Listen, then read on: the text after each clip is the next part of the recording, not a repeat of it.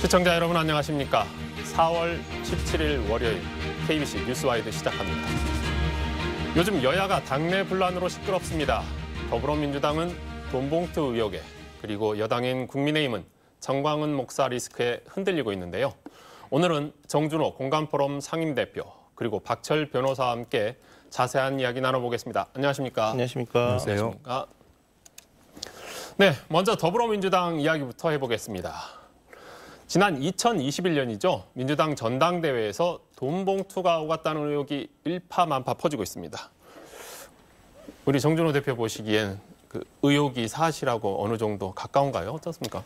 지금 의혹이 사실이냐 아니냐는 이제 수사를 통해서 밝혀지겠지만 그게 중요한 게 아니고 지금 녹취록에서 실명이 거론되고 있기 때문에 그 이름이 이제 공개가 되는 순간 그분들은 정치적인 책임을 지금 다할 수밖에 없고 공천에서 배제가 돼야 되는 부분이 있기 때문에 2023년도 민주당판 데스노트가 열렸다 이렇게 한번 표현해보고 싶습니다. 데스노트.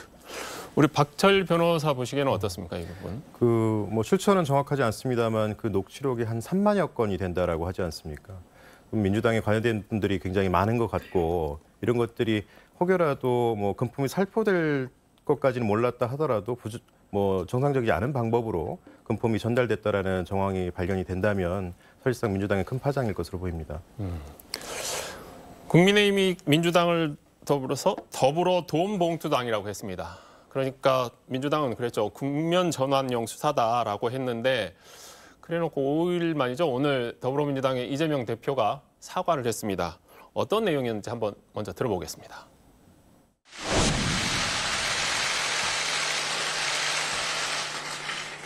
이번 일로 국민 여러분께 심려를 끼쳐드린 점에 대해서 당 대표로서 깊이 사과드립니다. 당은 정확한 사실규명과 빠른 사태 수습을 위해서 노력하겠습니다. 이를 위해서 송영길 전 대표의 조기 귀국을 요청했다는 말씀도 드립니다. 우리 정준호 대표 보시기에는 어떻습니까? 처음에는 민주당에서는 뭐 국면 전환용 수사를 하는 거다라고 별거 아닌 것처럼 이야기를 했는데 지난 토요일이었죠. 그 강선우 대변인이 다음 주에 이제 자체 조사를 하겠다 해놓고 이제 이틀 뒤인 오늘은 자체 조사 되기 전에 일단 이재명 대표가 딱 사과부터 하는데 어떻게 보세요, 이 부분? 그 고장난 야당 탄압 매뉴얼 이렇게 제가 한번 표현을 해보고 싶은데요. 야당으로서 이제 지위가 바뀐 다음에 지금 뭐 검찰권이라든지 수사권이라든지 사정기관을 이제 활용해서 이제 뭐 검찰 독재라는 표현까지 나오는 이런 부분에 대해서 야당 탄압이라고 얘기를 하는 게 우선 가장 쉬운 부분인데 그 부분이 계속해서 지금 깨지고 있다는 거죠. 예전에 그 체포동의안과 관련해서는 내부에서 반란표가 나와버리면서 야당 탄압이란 말을 쓰기에 궁색해져 버리고 이 부분과 관련해서는 지금 그 예전에 차떼기 의혹하고 대비가 되는 수준의 돈봉투 의혹이 나와버리니까 야당 탄압이라고 말하기가 또 궁색해져 버리는 부분이 있는데 야당 내부에서도 방금 말씀하신 것처럼 뭐 대변인의 그 진상조사 얘기가 나왔는데 며칠 만에 이재명 대표가 그 진상조사 없고 빠른 수사를 지금 요청을 하는 그런 멘트가 나온 부분이 지금 민주당 2023년 버전의 그 뭔가 대응 매뉴얼이라는 게 지금 전혀 지금 작동을 못하고 있기 때문에 새로 이거를 좀 만들어야 되는 그런 혼란스러운 상황이다라고 얘기를 한번 해드리고 싶습니다. 우리 박철 변호사가 보시기에는 네. 아까 이제 이재명 대표도 그 부분에 그런 이야기 있었어요. 네. 당시에 이제 당 대표가 됐던 지금 프랑스에 가 있는 네. 송영길 전 대표가 빨리 좀 귀국을 해달라고 요청하겠다고 했는데 네. 의미가 있을까요, 이게? 제 생각도 앵커의 생각과 비슷합니다. 사실상 그 전 송 대표께서 말씀하시기를 나는 잘 모르는 일이다라고 지금 얘기했다는 거 아닙니까? 그럼 잘 모르는 사람이 국내에 귀국한들 어떻게 결자 해지가 되겠습니까? 결자 해지라는 것은 내가 매듭 묶은 사람이 풀어나야 된다는 것인데 그게 아니지 않습니까? 게다가 이 수사의 근거가 되고 있는 전 사무부총장의 통화 내역을 보면 이 사무부총장이라는 직위뿐만 아니라 이 사람이 여러 의원들이라든가 민주당 관계자들과 관계를 맺었고 거기서 나오는 구체적인 정황들이 녹취가 되어 있는 상황인데 이 상황에서 누구의 탓으로 한 명으로 돌리기에도 어려울 뿐더러 이 관계자들 특히 현역 의원들은 또 자기하고는 무관한 일이라고 지금 발뺌하고 있는 것인지 아니면 실제로 아닌 것인지 어쨌든 부인하고 있단 말이죠. 이러한 상황에서 과연 송 전 대표가 귀국한다 그래서 과연 해결이 되겠습니까? 결국에는 전체적인 수사로 확대될 것이라고 저는 생각합니다. 그러니까 당초에는 뭐 이번 주부터 자체 조사하겠다고 했다가 이제 주변 분위기가 이거 셀프 면책하는 건 아니냐라는 게 우려가 나오니까 그것도 안 하고 그냥 공정한 수사를 요청을 했단 말이에요. 이 부분은 어떻게 보세요? 제 생각에는 현 집행부 자체에 한계가 좀 있다고 생각하고요. 어쨌든 당 대표가 기소당해서 재판을 받고 있는 와중에 어쨌든 아직 밝혀지지 않은 사실이고 일종의 야당 탄압으로서 징계라든가 아니면 당대표직을 그만두게 하는 어떤 행위들을 하지 않았단 말이죠. 그런데 이것과 관계돼서 전면적으로 사실관계를 부인하는 의원들을 어떻게 징계할 것이며 어떻게 조사를 할 수 있겠습니까, 제대로. 또 더군다나 제 생각에는 만약에 이러한 행위들로 인해서 누군가의 당내 당직자든 아니면 현역 의원이든 누군가를 조사를 하게 됐을 때 내부 계파 간의 갈등으로 비춰질 수도 있고 비화될 수 있다고 생각하거든요. 제 생각에는 단 하나의 길밖에 없었다고 생각합니다. 이 정도의 근거가 있고 또 전체적인 수사로 확대될 것이 명약관화하다면 당대표로서는 집행부로서는 검찰에라도 수사를 제대로 맡기겠다라고 여론의 어떤 우호적인 동정이라도 받아야 될 수밖에 없는 상황이 아니었을까? 그리고 우리 가리지 않고 깨끗하게 다 비리든 부정적인 것이라도 다 저희가 다 조사받겠다라는 입장을 취할 수밖에 없지 않았을까라고 생각합니다. 근데 정준호 대표, 이 상황에서 어찌 보면 이게 민주당이 이 모순에 빠질 수밖에 없는데 검사 독재 정권이라고 했는데 지금 자기네들의 저기를 검찰에 맡길 수밖에 없는 상황은 그걸 요청을 하는 건 또 어떻게 봐야 돼요? 박철 변호사님께서도 말씀하셨지만 진상조사위를 꿀 수가 없는 상황인 거죠. 지금 한번 이거 묘한 시기에 좀 터졌다라고 제가 좀 말씀을 드릴 수 있겠는데요. 그 원내대표 선거가 지금 한 달이 지금 안 남았지 않습니까? 만약에 원내대표가 선출이 된 이후라고 하면은 원내대표를 필두로 하는 뭔가 진상조사위 구성이 가능할 건데 지금 원내대표 선거를 앞두고 지금 지도부가 사실상 리더십의 공백기가 지금 있는 묘한 상황이거든요. 그러면 예를 들어서 진상조사위를 꾸린다라고 하면은 진상조사위원은 어떻게 누가 임명을 해야 됩니까? 말씀하신 대로 지금 사법 리스크로 지금 문제가 되고 있는 이재명 대표가 독자적으로 임명한다는 것도 반대파가 있을 거고 그렇다고 이걸 개파 안분을 해가지고 진상조사위를 꾸린다는 것도 사실 이 사건의 본질과는 맞질 않고 그리고 진상조사위를 꾸려서 만약에 진상조사를 한다고 하더라도 아까 박철 변호사님 말씀하신 것처럼 이거 의원들과 당직자들을 다 내부적으로 뭔가 이렇게 걸러내야 되는 작업을 해야 되는데 그 과정이 길어질 수밖에 없거든요. 신속한 진상조사를 통한 뭔가 진상규명이라는 게 언어적으로 지금 성립할 수가 없는 문제가 터져버렸기 때문에 이재명 대표나 지도부 입장에서는 빨리 속도전으로 가가지고 빨리 털고 내년 총선까지 시간이 얼마 남지 않았으니까 총선 대비 체제로 좀 시간에 맡겨버리는 그렇게 속도전이라도 주문을 하는 수밖에 없는 말씀하신 대로 그런 자기무선 상황이 지금 발생을 해버린 겁니다. 아까 우리 박철 변호사도 지적한 바 있지만 지금 검찰이 확보한 이정근 전 민주당 사무부총장의 녹취록 3만여 개가 있다는데 이 정도면 이 내용이 뭐가 됐든 거기서 하나씩만 추려서 나와도 민주당 답답하지 않을까요? 속도전이 가능할까요, 이게? 지금 민주당 입장에서는 지금 언론에 지금 공개가 돼 있는 그러니까 10명 정도 되는 의원들의 실명이 있다라고 하는데 빨리 이 의원들의 실명이 공개가 돼가지고 이분들에 대해서 수사가 시작되는 걸로 일단락되기는 원하는 게 가장 큰 걸 거예요. 지금 보니까 이정근 녹취록과 관련해가지고 최초 제보를 역할을 한 부분이 지금 국민의힘 법률위원회 부인정을 하고 있는 원영섭 변호사로 지금 알려져 있는데 이분이 엊그저께 이제 주말에 모 언론과 인터뷰를 했습니다. 그 내용을 보니까 이 부분이 빙산의 일각일 뿐이다. 더 큰 부분으로 확대가 될 수가 있다. 그러면 어떤 쪽으로 확대가 된다라고 그 해석을 하느냐 그랬더니 송영길 대표가 당 대표로 당선이 됐을 때 가장 큰 정치적인 이익을 보는 집단이나 세력이 있을 거 아니냐. 이 부분에 대해서까지 수사가 진행이 될 거다라는 얘기를 했어요. 이 부분을 해석을 해보면 이제 9,400만 원으로 지금 언론에 나오고 있는데 1억 가까이 되는 돈, 다른 자금이 나올 수도 있지만 이 자금의 출처를 만약에 캐다 보면은 예를 들어서 대장동 그 자금하고 연결이 될 수도 있는 거고 이런 부분들은 언제까지 어떻게 좀 발전이 될지는 모르기 때문에 수사 범위를 지금 여기서 한정짓기가 굉장히 어렵다. 그렇기 때문에 민주당 지도부 입장에서는 이 10명이나 된다라고 하는 의원들의 실명을 빨리 오픈을 해서 거기에 대해서 조사가 들어가고 그냥 막아버리는 게 1차적인 뭔가 지금 방어책이라고 생각을 할 가능성이 매우 높습니다. 그러면 저쪽에서는 이게 몸통은 안 건드리기 위해서 꼬리 자르게 하는 거 아니냐라고 또 들고 나올 수도 있잖아요. 그래서 지금 이제 이정근 지금 1심 선고가 이제 지난주에 있었지 않습니까? 그 선고 내용이 굉장히 좀 저도 관심을 끌었었는데 그 검찰에서 3년 구형을 했다는 거는 법원에서 집행유예를 하더라도 항소를 안 하겠다라는 좀 그런 의미도 사실 그 실무상 좀 들어가 있거든요. 그런데 법원에서 그 한 2분의 1 정도 가중을 해서 4년 6개월을 선고를 해버리고 거기에 또 무죄 판결을 섞어버렸단 말이에요. 그러면은 그 검찰이나 이정근 그 부총장 입장에서는 서로 항소를 안 할 수 없는 그런 상황이 돼버렸기 때문에 이정은 지금 부총장이 어디까지 또 만약에 또 돌발적으로 뭔가 검찰 수사 협조를 해버릴 수도 있는 이런 리스크가 있기 때문에 수사가 지금 단기로 끝난다, 내년까지 이어진다. 이거를 지금 섣부르게 예단하기가 굉장히 어려운 상황이 돼버렸습니다. 그런 부분에 있어서는 좀 예측이 가능한 것이 뭐 어쨌든 파일이 몇 개 있는지를 뭐 이정근 쪽에서 직접 얘기하지 않았을 거고 저희 이제 예측하는 바로는 아마 수사기관 쪽에서 흘러나왔을 것 같은데 3만 건이라는 것이 상징적으로 보여주는 그 뉘앙스가 있다고 생각하거든요. 단시간간에 끝나진 않을 것이다라는 예고편이라고 저는 생각하고요. 아마도 확대돼서 수사를 하다 보면 내년 총선뿐만 아니라 총선 결과를 보고도 이러한 것들을 활용할 수 있지 않을까라는 생각도 가능하다고 생각합니다. 뭐 일설에 보면 지금 3만 개 녹취 파일 아직 분석이 아직도 못 끝났다는 말도 있다. 그래서 수사팀의 지금 인력이 2배로 뭐 증강이 반부패 수사 2부에서 아마 인력 증강이 좀 있었다는 얘기가 나왔는데 아직도 3만 개를 지금 다 완전히 분석 못했을 수도 있기 때문에 이게 언제까지 이어질 수사라고 얘기하기가 굉장히 어렵습니다.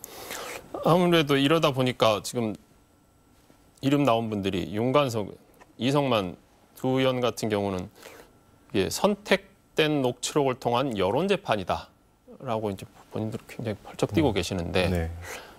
이거를 선택된 녹취록에 의한 여론 재판이라고 이걸 일반 국민들이 받아들이는 게 쉽지는 않을 것 같아요. 뭐 아직 정식 재판 아니니까 지금 뭐 명확하게 사실관계가 드러나지 않은 상황에서 그렇게 일단 얘기를 하는 부분 이른 뭐 그럴 수도 있겠다라고 싶습니다만은 지금 상황에서는 그렇게 강한 어조를 쓸 필요가 있을까? 현역 국회의원들이시면은 정계 지금 정치가 어떤 지형으로 지금 이동되고 있는지를 어느 정도 아실 텐데 여기서 이렇게 강한 표현을 쓸 필요가 있었을까 하는 생각은 들고요. 성실히 조사를 받으시면서 만약에 자신이 억울한 부분이 있다 그러면 그 부분에 대해서 성실히 소명하면 될 것이라는 생각이 들고요. 이후에 모르겠습니다. 과연 이분들이 끝까지 본인들이 설사 연루됐다 하더라도 연루됐다고 할 것인지 물론 이런 표현들 굉장히 조심스럽습니다. 아닐 수도 있으니까요. 그런데 과연 그러한 상황이 벌어질 수 있을지에 대해서는 사실 일반 국민으로서는 쉽게 납득하기도 어렵고 그러한 방향으로 흘러가리라고 예측하기도 어렵다 이런 생각 듭니다. 이번 주말에 이제 우리가 이야기하고 있는 사무부총장 이정근 전 민주당 사무부총장하고 윤관석 의원 사이에 이렇게 대화가 또 이야기가 나왔잖아요. 여기에 이제 호남 이야기가 나와요. 뭐 민주당이 항상 이야기하는 본인들의 심장이라고 하니 호남 이야기는 안 나올 수 없고 더군다나 송영길 전 대표 같은 경우 또 고흥분이니까 호남 출신이잖아요. 그래서 나온 것 같은데 이미 그러다 보니 이 현역 국회의원 서너 명이 명단이 막 흘러다닌단 말이에요. 이런 의혹들 이게 만약에 그리고 사실이라면 어떻게 하는 게 맞을까 싶어요. 당연히 공천 폐지돼야 되겠죠. 공천 폐지돼야 되겠는데 뭐 그렇다고 해서 그 해당 지역에 있는 입지자들이 입지가 또 강화되는 건 아닙니다. 곧바로 이제 전략 공천 이야기가 나올 수밖에 없는 부분이기 때문에 굉장히 혼란스러운 상황이 될 수밖에 없는 거고 지금 호남은 해야 된다 이 워딩을 썼는데 뭐 돈봉투를 쓰든 뭔가 좀 자금을 지출을 해야 된다라는 표현이 저는 굉장히 이제 좀 그 자존심도 많이 상하는 표현이었거든요. 여기 그 방송 보고 계신 시청자분들도 똑같은 아마 느낌을 받으셨을 건데 이런 상황에서 그 돈봉투를 받게 되는 주체라는 게 호남 그 시민 유권자들이 아니라 현역 의원들이나 뭔가 그 전당대회에 뭔가 그 표를 가지고 있는 대의원이라든지 이런 식으로 지금 얘기가 나오고 있잖아요. 그러니까 민주당에 소속된 정치권을 바라보는 중앙당의 뭔가 시각이라는 게 이렇게 안 좋게 지금 부정적인 얘기가 나와버렸다는 거죠. 이 부분을 그럼 해소를 해야 되는 지금 절차가 필요한데 그 절차가 뭘까? 제가 보기에는 광주 지역에 있는 그 시당이라든지 이런 내부 자체적으로 뭔가 지금 이렇게 투명성 있는 뭔가 선언을 해야 되는데 지금 이름 자체가 언급이 안 되어 있고 하다 보니까 그런 부분을 좀 미적거리고 있는 것 같은데 지금이라도 광주시당에서 한번 고민해서 이 부분 내일이라도 뭔가 좀 입장을 발표할 필요가 있어 보입니다. 그러니까 이게 무슨 얘기냐면 호남은 민주당이 보기에 저쪽은 어차피 우리 표고 우리 전당대회 권리당원들을 가지고 있기 때문에 이들은 정치적인 성향이 중요한 게 아니라 어느 쪽이든 너 주는 쪽에 갈 거다라고 생각을 하고 움직였다라는 거잖아요. 결국은 그러니까 호남을 보는 시각이 굉장히 단순하고 그리고 심장임에도 불구하고 심장이 아니라 어디 저기 손끝이나 발끝 정도로밖에 민주당 중앙당에서는 그때 당시 안 보고 있었지 않았냐라는 그런 평가를 하시는 사람들이 많아요. 이 부분들은 어떻게 생각하세요? 저는 모르겠습니다. 제가 정진호 대표님하고 비슷하게 자존심 상해서 그렇게 제 나름대로 해석하고 있는지는 몰라도 저는 그러한 표현을 어떻게 생각했냐면 오랜만에 당대표로 호남 출신 송영길 대표가 나왔는데 그래도 우리가 광주 출신 도와줘야 되지 않겠어라고 저는 해석하고 싶더라고요. 그렇게 된다 그래도 정당화되지 않죠. 하지만 적어도 우리 지역 출신의 대표가 나왔으니 한번 밀어주자라는 취지로 저는 받아들이고 싶더라고요. 근데 이랬든 저랬든 간에 여튼 간에 앵커께서 말씀하신 대로 이 지역이 어쨌든 민주당의 어떻게 보면 성지와 같은 또 중심축이 되고 있고 그럼에도 불구하고 오히려 기존의 민주당의 기득권 또는 민주당의 어떻게 보면은 잘 영합하는 이런 세력들이라든가 사람들을 동원하는 지역으로 전락한 부분이 없지 않아 있다. 이거는 우리가 부인할 수는 없을 것 같아요. 이 지역에 계신 분들도. 다만 이런 부분들이 앞으로 개선되었으면 좋겠다는 생각이고 또 우리 정진호 대표님 같이 젊은 정치인들이 좀 정치 나와서 제가 일전에 다른 프로에도 이런 얘기 하신 적이 있습니다만 제발 이 지역에서는 뭐 초선이나 재선까지만 가능케 하고 이제는 그 정도 당선되셨으면 다른 지역에 가서 열심히 좀 큰 정치인으로 크셨으면 좋겠다라는 생각을 항상 하거든요. 근데 아무래도 이렇게 고인물이 되다 보면 결국에는 거기서 오는 부작용들이 생길 수밖에 없는 것 같다는 생각은 듭니다. 이런 점에서 좀 민주당도 개혁과 혁신이 필요하다. 그리고 차라리 이 기회 잘 됐다. 매 제대로 맞아서 좀 확 바꿨으면 좋겠다. 이런 생각이 들었습니다.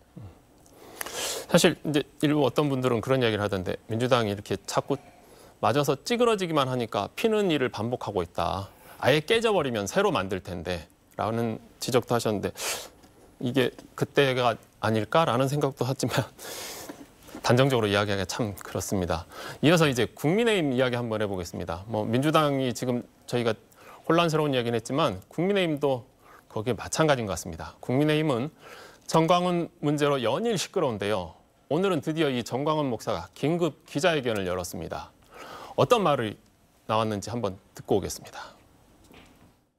우리 자유우파를 대변하는 국민의힘 정당이 공천권을 국민에게 돌려주십시오. 이것을 수용하면 제가 국민의힘 정당과 새로운 정당 창당을 잠시 고려하겠습니다.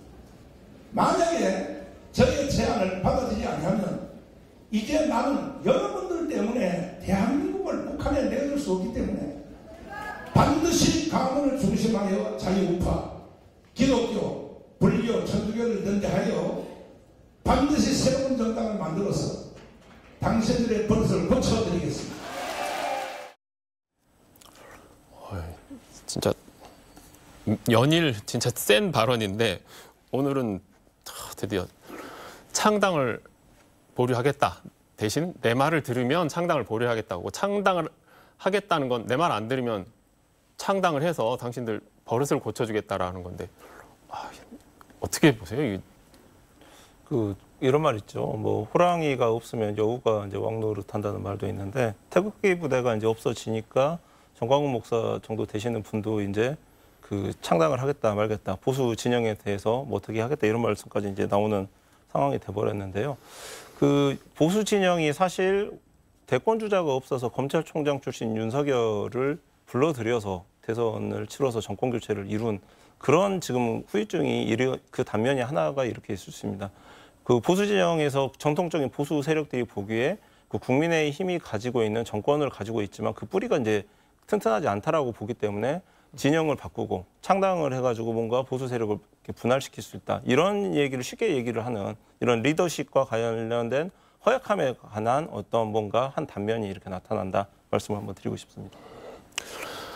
우리 박철 변호사 보시기에는 도대체 이 정광훈 목사는 어떤 면에서 이렇게 끝없는 자신감을 가지고 있는 걸까요?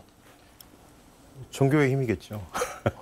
저는 그런 생각이 듭니다. 일단 정치가 경제나 종교하고는 분리되는 것이 좋다는 것은 역사적으로 증명이 됐다라고 보고 있거든요. 근데 이러한 부분을 지금 깨고 나온 분이 정광훈 변호사, 아니 정광훈 목사라고 생각이 드는데 이분 그 오늘 얘기한 것 중에 보면은 선동하는 듯한 얘기가 하나 있습니다. 그러니까 공천권을 국민에게 돌려주세요라는 얘기를 하거든요. 이 얘기 들으면서 굉장히 솔깃한 얘기입니다. 근데 그 내면을 보면 미국식 오픈 프라이머리는 역선택의 위험이 있어서 위험하니까 지금처럼 했던 것처럼 당내 투표로서 그런 공천권을 돌려주는 일을 반드시 해야 된다라고 얘기하고 있거든요. 이게 무슨 얘기일까를 가만히 생각해 보면 이번 국민의힘 전당대회가 끝나고 난 이후에 그 문제가 됐던 우리 그 국민의힘의 최고위원 한 분이 그 교회에 가서 그렇게 얘기를 했죠. 정광훈 목사님 덕분에 당선됐다. 또 뭐 힘을 실어준 거를 잘 알고 있다. 감사히 생각하고 있다. 그리고 우파로 정광훈 목사를 중심으로 해서 다 단합하자. 이런 얘기 했단 말이에요. 이게 무슨 말일까요? 저는 전혀 근거 없는 얘기는 아니라고 생각하거든요. 당내 투표에서 몇만 명 정도는 동원할 수 있다라고 저는 생각해요. 그게 무슨 말이겠습니까? 결국에는 자기가 이러한 제도 하에서는 힘을 발휘할 수 있다는 것을 자기가 몸소 느꼈던 거예요. 그러니까 실제로 해낸 것에 대한 자신감이 있고 또 현재 당대표가 된 분 역시도 한때는 정광훈 목사를 이사야와 같은 선지자로 칭송을 했단 말이에요.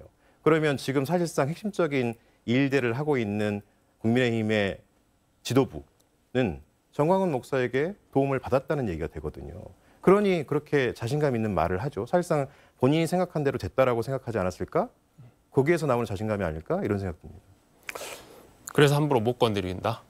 뭐 지금 오늘도 그랬지 않습니까? 오늘 사실은 국민의힘과 안녕하겠다, 헤어질 결심을 발표하겠다고 했는데 오늘 뭐라 그랬습니까? 국민의힘 내부에서 잡았다, 목사님 가시면 어떡하냐 이렇게 얘기했다라고 언론에다 공개적으로 얘기를 했잖아요. 그게 사실인지 아닌지는 알 수는 없어요. 하지만 그럴 수도 있겠는데? 라는 생각이 드는 것은 홍준표 대표는 칼같이 쳐내면서 정광훈 목사에 대해서는 그런 말은 좀 심하지 않느냐의 정도로 질타하는 걸로 멈췄단 말이에요. 그렇다 그러면은 국민들이 보기에 뭐가 있긴 있나 보다. 저기 당원들이 꽤 많나 보다. 라는 생각을 할 수밖에 없지 않겠어요. 지금 홍준표 대구시장 이야기가 나와서 그러는데 지난주에 홍준표 대구시장 상임고문에서 해촉됐잖아요. 이게 광주하고 대구하고 공동으로 했던 그 공항 특별법이 통과된 날이었어요. 그래서 이게 대구시는 이걸 기뻐해야 되나 슬퍼해야 되나, 왜냐하면 특별법은 통과됐는데 시장님은 저렇게 돼가지고 저희가 지금 무슨 말을 할 수가 없습니다라고 할 정도였으니까. 이 해촉한 이유가 다들 예측을 하는 게 그거였거든요. 이 정광훈 목사하고 이렇게 설전 오가고 한 걸 국민의힘 김기현 대표가 해촉 사유로 들었다라고 하는데 그 부분은 어떻게 생각하세요? 그 국민의힘 지금 당원이 한 80만 넘게 지금 늘었다라고 제가 얘기를 들었는데, 당원 숫자가 늘면 그 다음에 지지 블록이 이제 형성이 돼가지고 경고화되면서 그 힘으로 이제 정권을 재창출하든지 아니면 이제 새 대결이 이루어지는 건데, 보수 진영이 박근혜 탄핵으로 완전히 무너졌다가 우리 저 부장님 앵커님 말씀대로 완전히 깨져버렸다가 다시 세우는 과정에서 80만 명 정도 되는 뭔가 지지세를 구축은 했는데 지지 블록까지 공고하게 형성이 안 돼 있는 거죠. 그러니까 그 보수편에서 오랫동안 국민의힘을 지켜봤던 정광훈 목사 같은 경우에 보기에 단단하지 않은 세력이다 보니까 당원들 숫자 동원이 되지도 않을 거고 내 입김이 더 세고 더 당장 이 사람들이 내 영향력을 더 좀 유혹을 받을 수밖에 없는 그런 구조이기 때문에 이제 거침없이 이렇게 얘기가 나오는 부분이기 때문에 이 부분은 냉정하게 한번 짚어볼 필요가 있습니다.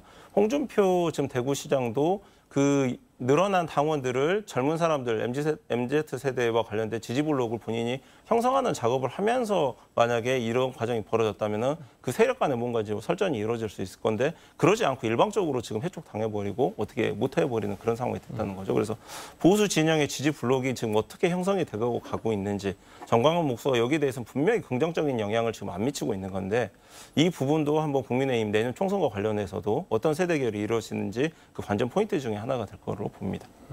이제 좋게 관전 포인트라고 이야기를 했는데 우리 박 변호사 보시기에 이제 그러다 보니까 홍준표 대구시장은 해촉되고 나서 이제 상임고문 아니니까 당하고 정부가 잘못된 길을 가면 이제부터는 진짜 거침없이 나도 할 얘기 다 하겠다라고 했는데 제 느낌은 진짜 하실 것 같아요. 저도 그렇습니다. 저도 그렇고요. 최근에 뭐 타 방송국 MBC에서 프로그램이지만 100분 토론 저도 재미있게 봤는데 홍준표 대표는 굉장히 정치적으로 이제 숙련이 되셨다는 저는 생각이 들더라고요. 그러니까 본인이 어쨌든 대선에 나가고 싶다면 우파만으로는 안 되거든요. 중도 세력을 확장해야 되는데 광주 사람이고 이 지역 사람들이 들어도 홍준표 대표의 말은 고개가 끄덕거려지는 부분이 굉장히 많았어요. 그렇다 그러면 그 자체가 상대방 쪽에 있는 사람들조차도 포섭할 수 있는 얘기를 했다는 겁니다. 상식적인 얘기를 했고 합리적인 얘기를 했다는 거거든요. 그리고 비판할 부분은 했고요. 물론 그 말이 너무 시원하게 나가는 바람에 그 모 인사가 정치력이 없다는 얘기를 하는 바람에 뭐 그 다음 날 바로 지금 고문직에서 해촉된 거 아니겠습니까? 그렇다 하더라도 홍준표 시장으로서는 만약에 대권에 대한 꿈이 있다면 어느 선에서 헤어질 결심을 했어야 됐는데 그 기회가 자연스럽게 온 것이 아닌가라는 생각이 들고요. 앞으로 홍준표 대표, 그러니까 지금 현 시장, 광주시장, 대구시장이 어떻게 행보를 할지 정말 관심이 가고 지켜보고 싶다는 생각이 들고요. 또 어찌 보면 지금 대구, 광주 간에 가장 지역 갈등이 심하다고 하는 두 지역 간의 화합을 강기정 시장과 함께 도모하고 있습니다. 실질적으로 그런 모습들이 보이고요. 이런 모습들 보면 전국 운영에 대한 어떤 뭐랄까요? 최소한의 자질을 가지고 있다라는 생각이 들 수도 있다라고 저는 생각합니다. 말씀하신 대로 대구, 광주가 지금 달빛 동맹을 하면서 큰 그림을 그려 나가는데 홍준표 시장 같은 경우는 뭐 경남지사도 했었고 저 밑에서부터 이제 그 다음에 대구까지 올라왔고요. 이제 거기서 본인은 하나 더 가면 그 다음이 수도권이라고 하셨으니까 분명히 다음 대선까지도 준비하고 있는 것 같습니다. 오늘 두 분과의 이야기는 여기까지 듣겠습니다. 함께해 주셔서 감사합니다. 고맙습니다.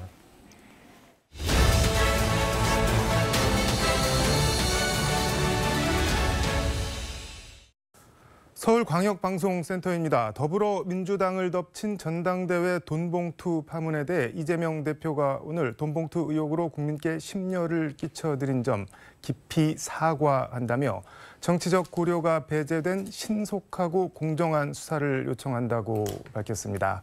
여의도 초대석 박지원 전 국가정보원장과 함께 정치권 현안 얘기해보겠습니다. 원장님 어서 오십시오. 네, 안녕하세요. 이번 주말에도 어디 지방 강연 같은데 좀 다녀오셨나요? 어떻게? 엊그제는 네. 강원도 원주, 그리고 어제는 네. 경남 창원에 다녀왔습니다. 2, 3월 달만 하더라도 네. 탄핵, 윤석열 대통령을 끌어내려야 된다 네. 하는 강한 말들이 5 내지 10% 정도 나오더니 지금은 창원에서도 네. 20, 30% 그런데 어떻게 됐든 네. 대통령을 탄핵하는 헌정 중단을 하는 것은 네. 있을 수 없기 때문에 도울 것은 돕고 비판할 것은 비판하자. 더 중요한 것은 내년 총선에서 이걸 심판해서 민주당에게 지지를 해달라 이런 얘기를 했습니다. 페이스북에 전복 얘기 쓰셨던데 이거는 뭔가요? 양경숙이라고 하는 네. 목포의 수산업 선주입니다.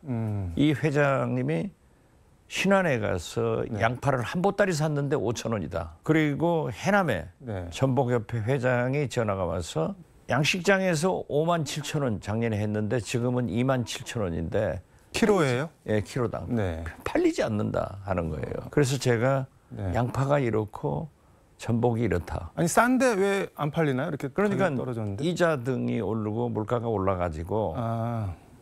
소비자들이 지갑을 닫아버린 거예요. 그리고 특히 전복은 네. 전라남도에서 99%가 생산되고 있어요. 우리나라 좀 양파도 전복도 좀 사달라 이런 페이스북을 하나 올려놨더니 네. 폭발적으로 조회를 하고 좋아요를 누르더라고요. 이만큼 네. 우리 국민들은 뭐라고 하더라도 민생, 경제가 중요하다 하는 것을 네. 나타내고 있다. 저는 그렇게 봤습니다. 아무튼 좀 서로 돕고 서로 좀 잘 먹고 잘 살았으면 좋겠습니다. 그렇죠. 지금 농어민들이 얼마나 어렵고 도시 서민들이 얼마나 어려운데 네. 그래서 저는 뭐라고 하더라도 윤석열 대통령은 정치, 외교를 잘해야 민생 경제를 살릴 수 있고 네. 민생 경제에 여야가 협치를 해서 네. 살려야 된다. 이렇게 말씀드립니다. 알겠습니다. 민주당 전대 돈봉투 파문 얘기 해보겠습니다. 오늘 이재명 대표가 최고위원회의에 앞서서 대국민 사과를 했는데 이번 사안은 당이 사실을 규명하기에는 한계가 뚜렷하다. 그래서 수사기관에 정치적 고려가 배제된 신속하고 공정한 수사를 요청한다. 이렇게 얘기를 했고 또 확인된 사실에 따라서 그에 상응하는 책임과 조치를 다하겠다. 재발방지책 마련하겠다. 이렇게 얘기를 했는데 어떻게 보셨나요? 송영길 대표한테 네. 귀국하라 요청했다고 합니다. 요청했죠. 네. 저는 이재명 대표가 오늘 아침 발언이 네. 제일 잘했다. 뭐를 잘했다는 말씀? 발언 내용이요. 아, 네. 발언 내용이 제일 잘했다. 잘못한 게 있으면은 규명하고 사과해야 됩니다. 윤석열 대통령은 네. 이태원, 한일 정상회담, 이번 미국 도청 네. 하나도 사과하지 않고 잘했다고 넘기지 않습니까? 그런데 역시 민주당 이재명 대표는 잘못한 것은 인정하고 진상규명하고 사과한다 하는 것은 아주 차별화된 참 잘한 발언이다 이렇게 평가를 하는데요. 네. 먼저 대국민 사과, 송영길 대표 전 대표의 조기 귀국, 네. 검찰에서 수사를 하는데 당내 네. 진상조사를 하면 당은 강제권이 없거든요. 네. 그래서 저는 검찰이 수사를 하면은 당내 네. 조사를 할 필요 없이 검찰 수사에 적극적으로 협력하는 것이 최상의 방법이다 네. 했는데 이재명 대표의 거듭 말씀드리지만은 네. 대국민 사과, 송영길 예. 대표의 대표. 조기 귀국 네. 그리고 검찰 수사에 대한 협력, 당내 조사는 네. 하지 않겠다 한 것은 아주 잘한 선택이고 좋은 결정이다 네. 이렇게 높이 평가합니다. 이정근 전 부총장 녹취 파일이 3만 개가 지금 넘는다는 보도가 나오고 있는데 이게 노웅래 의원 사건부터 시작해갖고 계속 지금 이정근 진술, 이정근 녹취에서 나오고 있는데 1심에서 4년 6개월 실형 받았는데 보면은 검찰은 3년 구형을 했는데 결심 공판에서 그러니까 3년 구형하고 뭐 5년 집행유예로 이렇게 뭐 일종의 합의 비슷한 걸 보고 술술 다 분 거 같은데 재판장이 죄질이 불량하다 이러면서 4년 6개월 실형을 때렸는데 이게 이정근 발 뭐가 더 나올 수 있을까요? 어떻게 보세요? 아주 이례적인 판결인데요. 네. 대개 검찰의 구형량보다 사법부 재판장의 실형 네. 형량은 더 낮습니다. 네. 그렇기 때문에 적극적으로 수사에 협조를 하기 때문에 검찰에서 3년 구형했는데 네. 그 죄질이 나쁘니까 재판에서 4년 10개월을 4년 6개월. 네. 4년 6개월을 네. 실형을 선고했지 않는가 이렇게 보는데요. 네. 어떻게 됐든 그 녹취 그 녹음에 네. 상당한 건이 나온다고 하니까 검찰도 이걸 가지고 하나하나 네. 정치적 계산으로 하지 말고 빨리 사실을 밝혀주는 것이 우리 정치권을 위해서나 네. 검찰의 정치 단합이다 하는 오해를 불식시키는 길이다.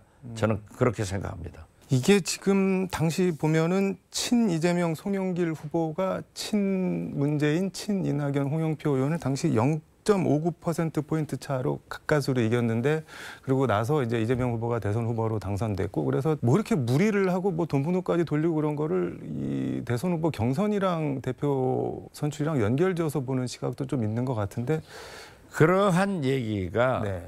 민주당 내부에서나 언론에서 보도되고 있지만 네. 저는 거기까지 연결하는 것은 옳지 않다. 네. 저는 그렇게 봅니다. 알겠습니다.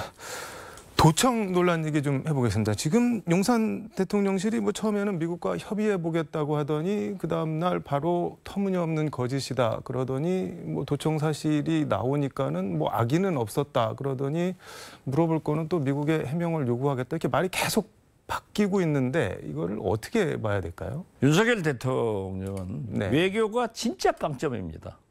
한일 네, 정상회담에서도 완전히 네, 굴종을 해가지고 지금 일본으로부터 네, 청구서가 날아오고 있지 않습니까? 네, 전 세계 네, 정보기관은 지금 이 순간에도 도청하고 있을 겁니다. 지금 이 순간에도 하고 있는 거예요. 네, 그런데 저는 뚫린 우리나라가 네, 당한 우리나라가 바보지 다 할 수 있다. 네, 지금 이 순간에도 한다. 네, 이렇게 봅니다.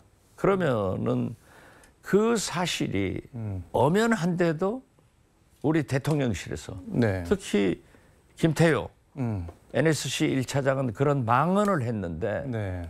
이제 사실로 밝혀졌잖아요. 바이든 대통령도 어떻게 21살짜리 주 방위군한테 1급 비밀이 들어가서 이렇게 도청 나왔느냐. 네. 이 진상조사해라. 이렇게 하는데 우리나라에서는 제2의 굴종 외교를 하고 있잖아요. 주권 국가로서 당당하게 미국에 항의를 하고 네. 재발 방지를 외교적으로 요구해야 된다. 그리고 대통령은 보안, 네. 안보가 뚫린 것에 대해서 대국민 사과를 해야 된다. 이렇게 생각합니다. 김태효 1차장이 김태호 1차장은 책임을 져야 돼요. 책임을 어떻게 진다는 그렇게 거는- 국민을 우롱하고 네. 그 태도가 그게 뭡니까? 악의적인 도청은 아니다. 워싱턴 특파원들이 질문하니까 왜 똑같은 거 질문해요? 나 갑니다. 네. 이런 것은 마치 윤석열 대통령이 날리면 해가지고 네. 대통령실 출입기자 전용기 타지 마. 이런 거하고 똑같은 거예요. 이러면 안 됩니다. 그래서 저는 네. 김태호 1차장은 여기에 대한 책임을 지고 반드시 물러나가야 된다. 저는 그렇게 생각합니다. 용산 대통령실 근데 이번 사건 관련해서 이런 말을 했던데 언론의 자유라는 것이 늘 국익과 일치하지는 않다. 만약 국익과 국익이 부딪히는 문제라면 언론은 자국의 국익을 먼저 생각하는 것이 옳은 길이다. 뭐 이렇게 얘기를 했던데 그것도 맞는 말이에요. 말은 맞는 말인데 말이에요. 여기서 말하는 그렇지만 국익은 뭐 언론도 어떤 걸까요? 국익을 네. 위하는 것은 옳은 일이지만 미국의 뉴욕타임스 보세요. 네. 국익이 있는데도 민주주의에 반한 네. 불법적인 도청이기 때문에 공개하잖아요. 네. 그래서 언론의 자유도 중요하고 네. 국익도 중요한데 그것은 국민이 판단해야지 권력자가 판단해서 유리할 때 네. 국익이다 이런 얘기는 해서는 안 돼요. 진짜 네. 외교는 국익을 위해서 해야 됩니다. 그러면 한일 정상회담에서의 굴욕 네. 또 이번 도청 문제에 대해서도 이 굴욕이 우리 국민한테 국익입니까? 이것은 너무나 처참하게 만들잖아요. 그리고 보세요. 네. 지금 아베 총리가 그렇게 불행하게 됐지 않습니까? 네. 기시다 총리 또 폭탄 떨어졌잖아요. 네. 이 국가 원수의 경호는 안보 1호입니다. 네. 그런데 만약에 북한의 무인기가 용산 대통령실을 스쳐 지나갔잖아요. 네. 이때 그 무인기에 만약에 폭탄이 무슨 무기가 있었다면. 용산 대통령실을 공격했다면 어떻게 됩니까? 더 웃기는 것은요. 네. 윤석열 대통령의 부산 횟집 회식 사건 네. 쭉 도열해서 사진 찍었잖아요. 네. 만약에 그 사진 찍은 사람이 핸드폰이 아니고 거기에 총기가 들렸다면 네. 만약에 폭탄이 들렸다 하면 어떤 불행한 사건이 나오겠어요. 그래서 저는 네. 그때 당시 제가 KBC 여기 나와서 네. 경호처장이 책임져야 된다. 그렇게 엉터리로 네. 이번에 도청도 그냥 김태호 어물쩡하게 넘어가고 저렇게 아베 기시다 총리 네. 저런 것을 보고도 사진 찍어도 또 무인기가 지나가도 없던 것처럼 허허 웃고 넘어가는 이런 시스템은 안 됩니다. 전현 총리 테러 일어난 일본이랑 우리나라랑 비교하는 거는 조금 과한 거 아닐까요? 아니죠. 우리나라에서도 과거 네. 김영삼 총재가 박근혜 대표가 그러한 유해를 당했잖아요. 네. 다행인 것은 대통령한테는 그런 유해가 없었지만 네. 얼마든지 일어날 수 있는 거예요. 특히 네. 대통령에 대한 경우는 만약 실수가 있으면 어떻게 됩니까?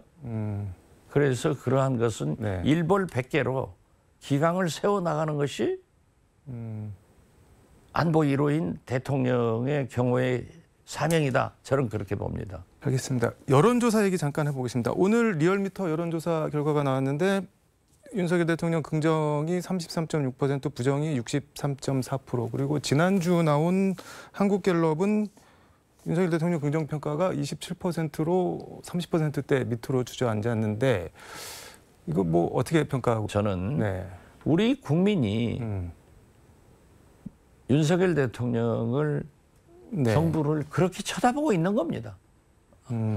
자, 아까도 얘기했지만 대파 농가, 네. 쌀 농가, 전복, 어민들이 그러한 어려움 속에서 대통령을 지지할 수 있습니까? 또 대통령이 지금 외교를 잘합니까?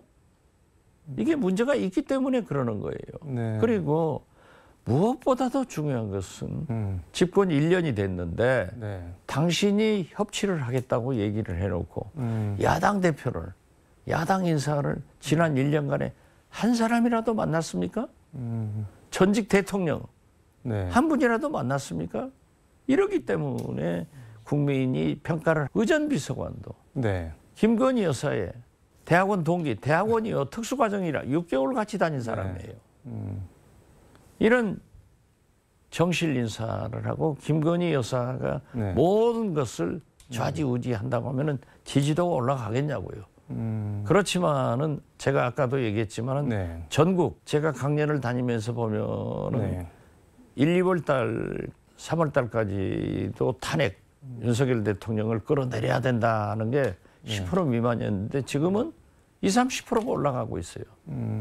이것이 민심이다. 이게 여론조사 뭐 자세한 내용은 중앙선거 여론조사심의위원회 홈페이지 참조하면 되는데 갤럽 거를 보면은 지금 TK 포함해서 전국에서 부정 평가가 더 높고 다 떨어지는 오직 70대만 70대 빼고 전 연령대에서 부정 다 평가가 부정평가가 많은데 높죠.